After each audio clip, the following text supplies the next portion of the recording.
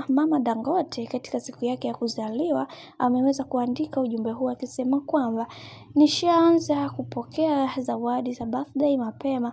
Asante kipenzi changu, mwanangu Ali Official, na watoto wangu ni wengi na nyinyi nakaribisha kuleta zawadi, nawapenda sana. Sasa kutokana na huu ujumbe wa bibie Mama Dangote, baada ya kuweza kumshukuru bibie Alia kwa kuweza kumpelekea zawadi, watu wengi wamepigwa sana na butwaa juu ya hiki ambacho kilichoweza kutokea, na wengi wao wakasema kwamba hatimaye kumekucha sasa, maana kuna mengi ambayo yameweza kutokea katika maisha ya bibie Alia, na pia tumeweza kuona namna ambavyo Mama Dangote alivyoweza kumshukuru Alia, na wengi wao wakasema kwamba tunatakiwa kuweza kujifunza kutokana na makosa ambayo watoto wetu wamekuwa wakiyatenda. Lakini kwa upande wa Mama Dangote bwana, aliweza kufunguka vingi akisema kwamba katika mwanamke pekee ambaye mimi ninayempenda ni bibie Alia, ni mwanamke ambaye anajielewa, pia anajitambua na anajua ni kitu gani ambacho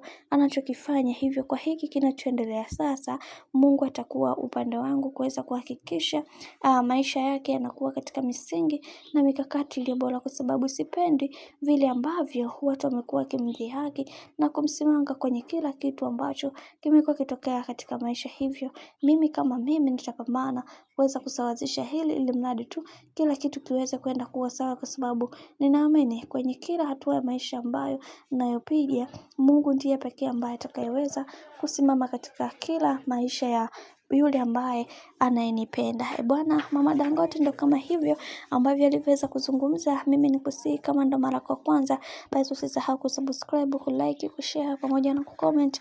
Mimi sina la ziada, wacha nikutakie siku njema na kazi njema.